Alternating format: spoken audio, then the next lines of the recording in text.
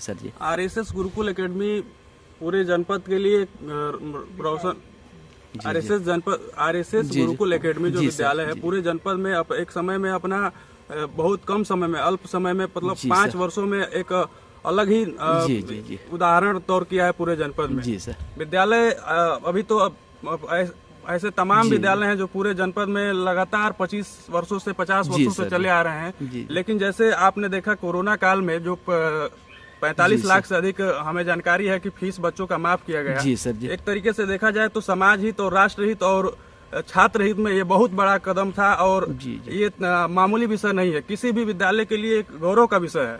बिल्कुल सर। मैं अपने तरफ से और पूरे ग्रामवासियों की तरफ से आरएसएस गुरुकुल एकेडमी को बधाई देना चाहूंगा, शुभकामनाएं देना चाहूंगा कि यह आगे भी उत्तरोत्तर विकास के पथ पर अग्रसारित होता रहे। आरएसएस गुरुकुल हमें लगता है कि इसकी जब संस्थापना हुई वो हम लोग के आँख के सामने हुई और अपने शिक्षा के क्षेत्र इस इलाके में शिक्षा के क्षेत्र में जितनी अच्छी तरह से प्रगति कर रहा है और शिक्षा उसका उनके बच्चों के ऊपर दिख रही है। वो उनसे उनका आईक्यू लेवल, उनका प्रेजेंस ऑफ माइंड, ये सब कुछ ग्रोथ कर रहा है उस विद्यालय में और हमें लग रहा है कि हमारे इलाके का बेस्ट स्कूल है इस समय। सर वो आपके विद्यालय के अभिभावक नहीं हैं, वो अन्यत्र हैं। अच्छा। और वो ये कह रहे हैं कि आरएसएस बहुत तेजी से प्रगति पे है जी। और कुछ डायरी वायरी का विजिट हुआ था आपके विद्यालय से सर लोगों का। जी। तो इस मसले पे क्या कहेंगे आप? देखिए ये तो सच्चाई है, क्योंकि सभी लोग इस बात को कहते हैं कि कम समय में, तो ये छिपने वाली बात नहीं है।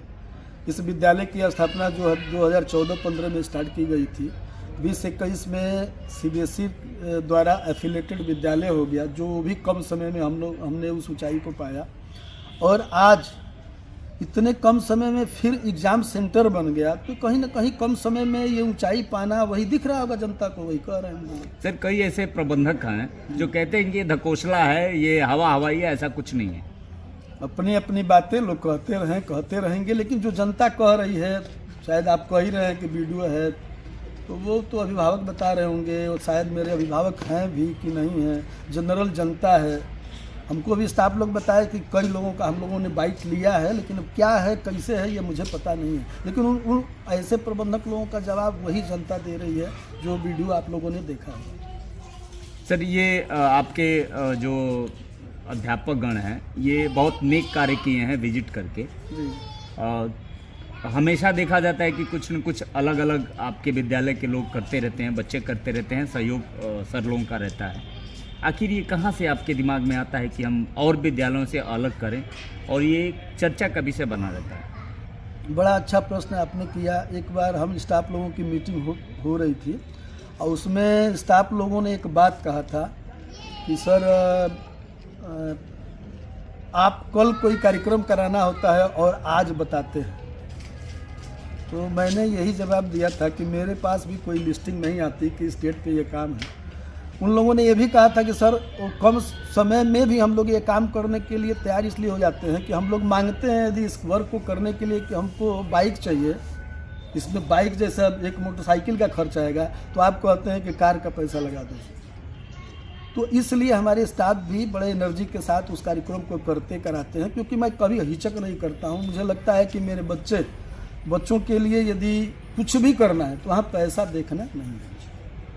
कोई भी कार्यक्रम बच्चों के लिए हो, हमारे बच्चे हर फील्ड में सर्वांगीण विकास हो उनका, यही मेरा मेन मोटो है, मेरा मेन मोटो। ये पता चला कि आपके यहाँ किसी दिन नमाज भी अदा किया जाता है, पंडित जो पूजा पाठ का भी होता है, क्या ये सही है? बिल्कुल सही आपने कहा, क्योंकि हमारे यहाँ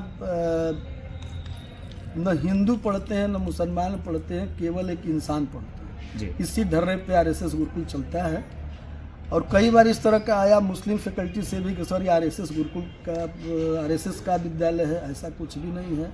और ये भी नहीं है कि नहीं हिंदू का विद्यालय, मुस्लिम का विद्यालय, ऐसा भी कुछ नहीं है। इसलिए यहाँ इंसान पढ़ते हैं, कई सारे स्टाफ भी हमारे मुस्लिम भाइयों जैसे हैं, वो लोग भी हैं, मुस्लिम बच्चे भी हैं, तो मुस्लिम प्रेयर भी होता है, हिंदू प्रेयर भी होता है।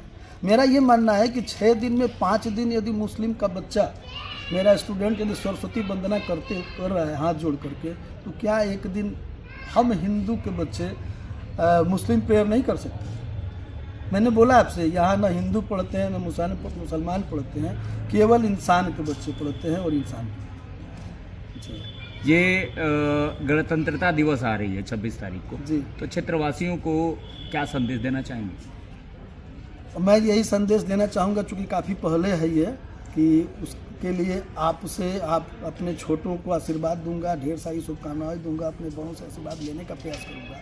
चूँकि वह एक राष्ट्रीय पर्व है, हम लोग उसको बढ़ चढ़ के हिस्सा लें, ताकि कम से कम जो व्यक्ति हमारे पूर्वज लोग उसको यहाँ तक पहुँचाए हम लोगों को स्वतंत्र होने में, उनकी यादों को याद करते हुए हम लोग उस स्वतंत्रता दिवस को, उस नेशनल पर्व को खूब अच्छे से मनाएं पूरे